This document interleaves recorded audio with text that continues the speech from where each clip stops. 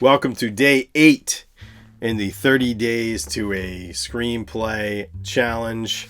And right now, what we're going to do is we're going to write our second half of the first 10 pages. And we're going to hit page 10. One thing you want to think about is that by page 10, something really significant should happen that's going to move the audience and capture the reader.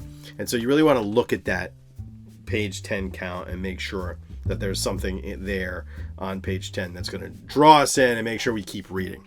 Because a lot of screenplays, the reader may toss them after 10 pages. So you really have to hook the reader right away and make sure they keep on reading past those 10 pages. And it's important that you don't start the story too early, right? Start at a moment of tension. Start where something interesting is happening. We don't need to see the character wake up. In fact, it's like a no-no. We don't need to see them go through their day. We don't need to see their childhood.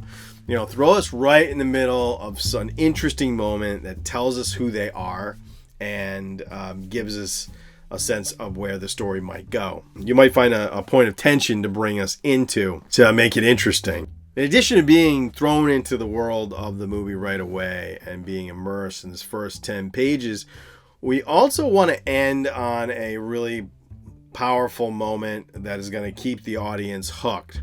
So think about giving us some sort of hook before you hit that page 10. For example, in Everything Everywhere All at Once, we are introduced into the world, Evelyn, who runs a laundromat with her husband Waymond, and we see their world and we see them hanging out and doing the day-to-day of the laundromat business. But then on page 10, we see on a security monitor, Waymond does a sort of flip around one of the machines, showing us that Waymond is not who we think he is, right? And that is the foreshadowing that allows us to get to the next stage, which is the inciting incident. So that's what we're going to do tomorrow.